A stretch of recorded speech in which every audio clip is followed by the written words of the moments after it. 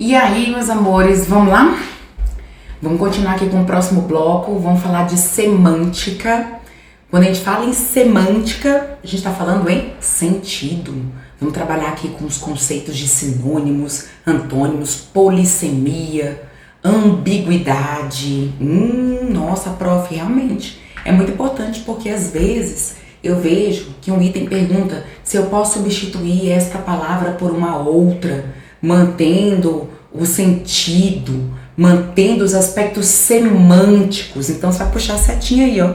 Semântica nada mais, nada menos é do que sentido, ok? Tem a ver com interpretação de texto. Prof, eu quero seguir você lá no Instagram. Então você vai seguir a prof, ó, Poli da hora, arroba, ou que arroba, o arroba vem antes. Mas enfim, já ia dar era meu e-mail pra vocês, ó. Professora perturbada. Beleza? Tranquilos, amores. Semântica. Então a gente vai falar de sentido. Então, primeira coisa, vamos pensar em sentido real, em sentido figurado. Então, dois nomezinhos que podem cair na prova de vocês é conotação e denotação. Lembra? D de dicionário. D de dicionário. E o dicionário traz o sentido o quê, gente? Real das coisas. Toda vez que se escreve pra cima, acontece isso. Então, dicionário. Ok? Sentido real. E conotação é o sentido o quê, gente? Figurado. Não tá dando. Vamos colocar aqui, ó. Sentido real, sentido figurado. Beleza? Olha que interessante. Tem super a ver com as figuras de linguagem. Figuras de linguagem. Então, quando você fala assim, ó, ele é uma flor. Flor. A gente sabe que lá em figuras de linguagem, isso daqui é uma metáfora, que é uma comparação implícita. Por quê, gente? Além de a gente entender essa estrutura como figura de linguagem, a gente pode dizer que a frase está no sentido conotativo. Porque quando eu falo que ele é uma flor, é porque eu tô pegando as características dele. Nossa, ele é sensível, ele é bonito, sabe? Cheiroso. Então eu estou fazendo esta analogia, esta comparação implícita. Então por isso que eu falo que conotação é sentido figurado. Então conotação nos remete ao estudo de figuras de linguagem, que é o uso mesmo das estruturas da língua portuguesa desviadas daquela função prioritária para qual elas vieram para o mundo primeiro, tá bom? Então, olha só, sentido denotativo e sentido conotativo. Quando eu falo durante a tempestade, a chuva intensa, chuva mesmo, alagou as ruas da cidade, dificultando o trânsito e obrigando os moradores a permanecerem em casa. Chuva aqui, vai cair na sua prova, tá? País 1, cai. Denotação e conotação. Foi empregada chuva, a palavra chuva, no sentido real ou figurado? Beleza, prof, no sentido real, então tá aqui no sentido denotativo. Agora, e na conotação? Após tantas críticas, decepções, uma chuva de problemas caiu sobre ele. Então, chuva aqui, ó, tá no sentido figurado, porque tá trazendo a lógica de abundância, muita chuva, né? Então, no caso, muitos problemas. Beleza? Problemas em abundância. Ele fez essa analogia aí com chuva justamente para poder conferir esse lirismo aí na fala, tá bom? Sentido real, D de dicionário, denotação. Sentido figurado, figuras de linguagem, conotação. Show de bola? Bom, agora vamos pensar em relação de sinonímia. Quando você fala em palavras sinônimas, já vou te dar uma dica. Você pega a redação, qualquer redação da escola, daqui pra frente, sei lá, você vai ficar entrando você vai começar a fazer prova de paz, e prova de Enem, e daí a pouco prova de concurso público. Menino, quando a gente vira adulto, prova é o que não falta pra gente fazer. E aí você tem um tema.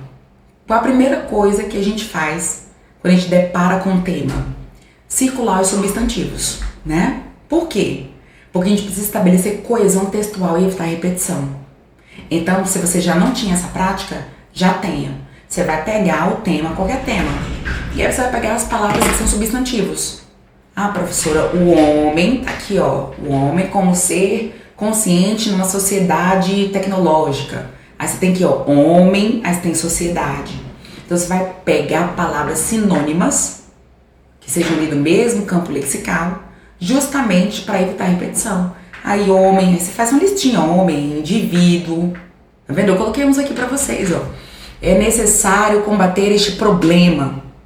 Mas aí você não quer escrever problema de novo, entrave, óbice, empecilho, desafio, obstáculo.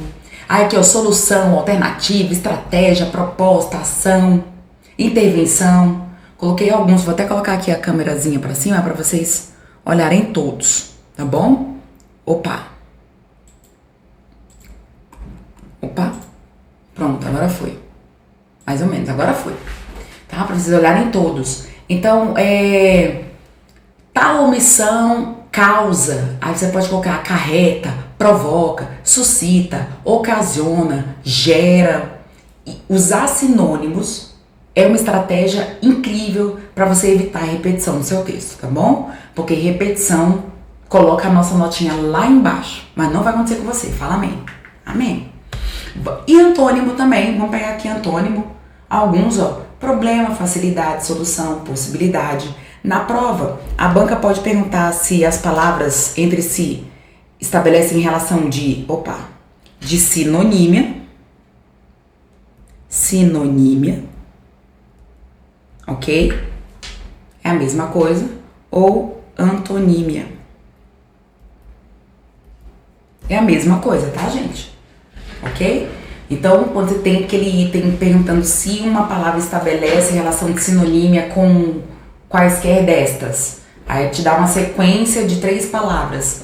Você tem de analisar se elas são sinônimos da palavra original que tá lá no texto, tá bom? Ou no caso de antonímia, se é antônimo. Bom, agora vamos pensar em homônimo e parônimo. Primeiro, homo é igual. Então, nomes iguais. Como assim, iguais em quê, prof? Em que aspecto? Eu tenho 3 aspectos aqui. O primeiro, eles vão ser homônimos homófonos, homofono. Olha o nome, ó. Fono. Vamos botar aqui, came down. Ó, homofono. Então é a mesma, o que, gente? É a mesma pronúncia. Concordam comigo? Mas a escrita é diferente. Então palavras homófonas são palavras que têm a mesma pronúncia, mas a escrita é diferente. Então você tem ali, ó, cela, cela. Você vê o jeito de falar é o mesmo, cela, cela. Concerto, concerto. Concerto, concerto, tá, gente? Porque se você colocar aqui, ó, não, eu conserto. Quando você coloca o verbo conjugado, aí já não é homônimo, homófono, tá bom? Vai ser com concerto, com C, parônimo, que são palavras parecidas. Então, homófono tem que ter o mesmo som. Então, aqui é o concerto, né, o show, lá com o maestro.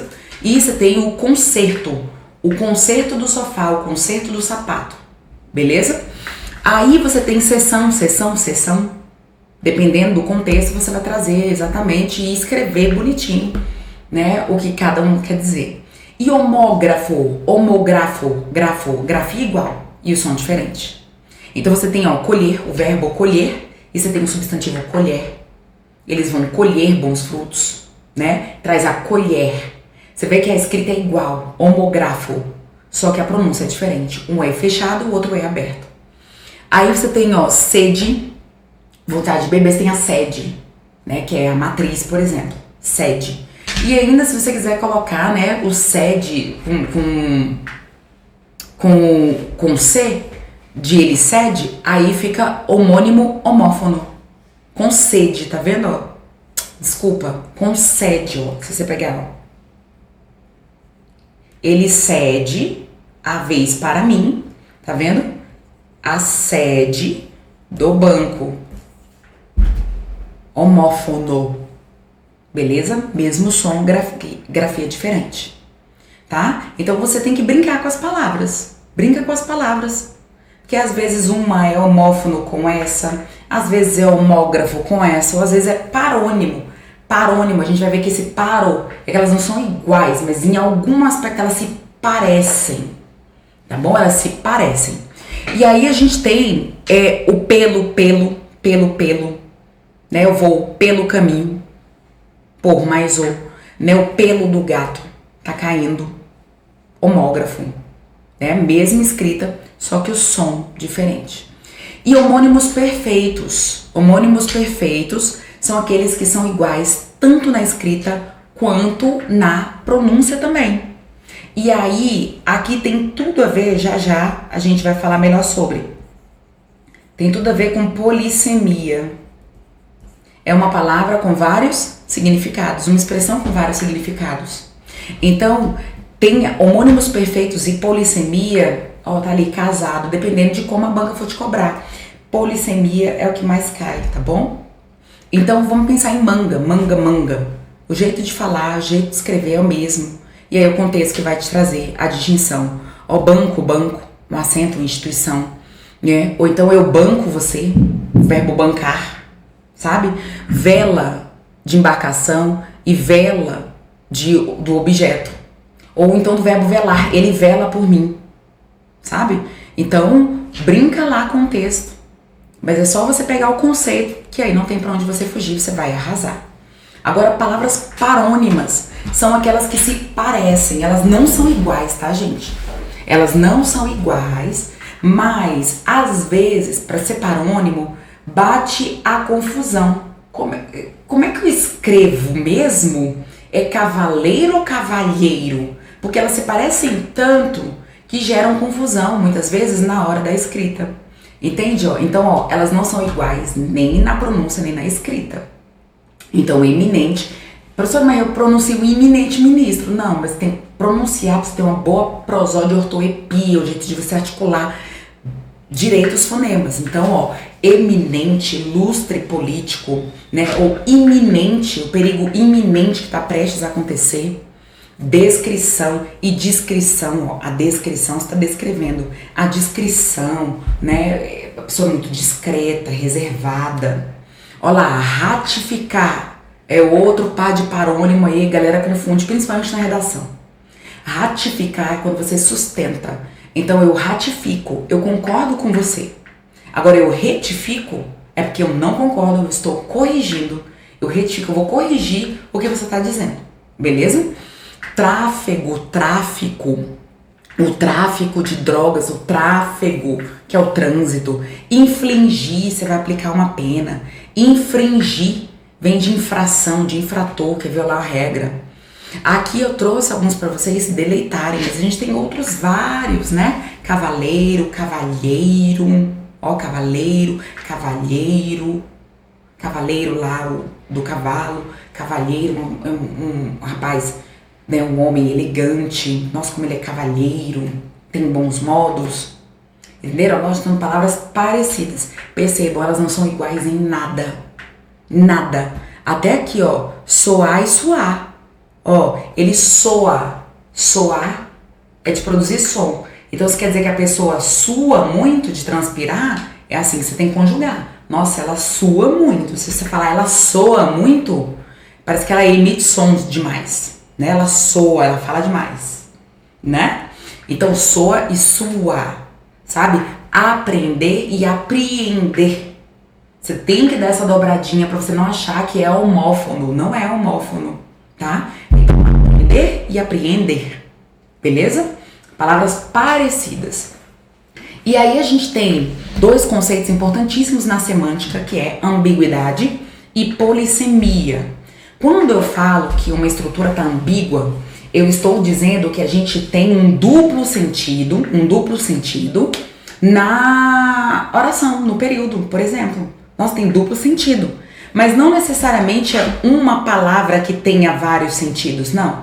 É a estrutura toda que está com problema, tá? Para você não confundir ambiguidade com polissemia. Olha lá. Vamos entender que, primeiro, vamos pensar em polissemia, porque a gente já matou ali com os homônimos perfeitos, tá? Pode marcar aí como homônimo perfeito, porque é a mesma energia. Então, olha lá, é quando uma mesma palavra possui vários significados. Então, você tem criação, a criação, tá vendo? A criação da mãe, a criação de um produto, entende a lógica? a criação, você gerou um filho, você cuidou de um filho, ou você fabricou um produto, você tem cabeça ali, ó, parte do corpo, você tem o líder, ele é o cabeça, o banco, assento, instituição financeira, você tem rede, objeto pra você deitar, você tem a rede de computadores, rede de apoio. Então aqui, a palavra-chave é o contexto, tá bom? É o contexto. E aí, às vezes a polissemia pode ou não gerar ambiguidade, dependendo de como você articula. Porque a ambiguidade é o que então, prof? Aí a gente não tem que pensar na palavra isolada. A gente tem que pensar na estrutura inteira. Porque, gente, ó, Maria não é uma palavra polissêmica, é um nome de mulher. Ó, encontrar é verbo. Ana não é uma palavra polissêmica, né, que tem mais de um sentido.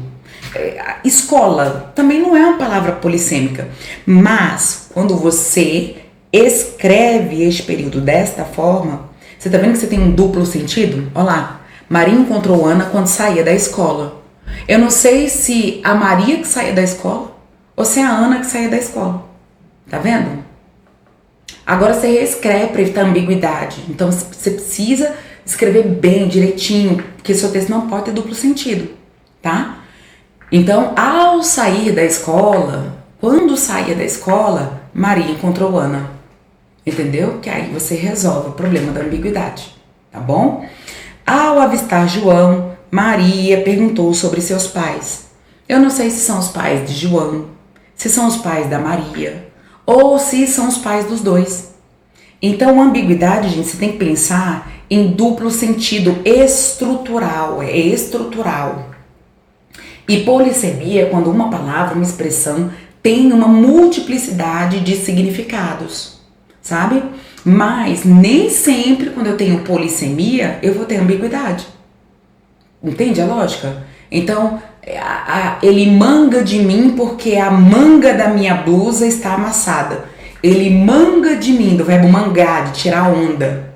Mas tá vendo que essa estrutura não é ambígua? Você tem polissemia.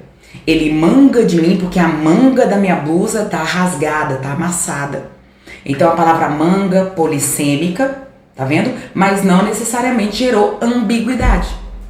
Entenderam a lógica? Então é isso, gente. Pense em ambiguidade como estrutura. Estrutura.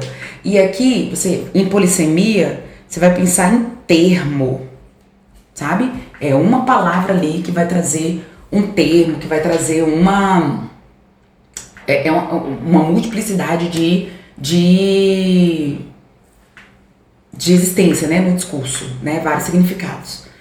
Entenderam, meus amores? Então, esses conceitos são relevantes demais em relação à semântica, tá? Não se esqueçam, vou pegar aqui, ó, manter, vou printar de novo, aqui, ó. Então, não esqueçam, então quando fala em relação aos aspectos semânticos, julgue os itens. Quando fala em semântica, tá falando em quê? Sentido. Então, se a banca te perguntar, em relação aos aspectos sintáticos, opa, sintático é a função gramatical. Se é objeto, se é sujeito, se tem concordância, se não tem, se a vírgula tá adequada. Agora, em relação aos aspectos semântico-sintáticos, o que significa? Que a mudança, por exemplo, lá no texto, a análise, ela tem que ser feita na perspectiva de função e também na perspectiva de interpretação de texto, que é de sentido. Beleza, meus amores? Fechamos esse bloco. Um beijo. Vejo vocês no próximo bloco. Tchau, tchau.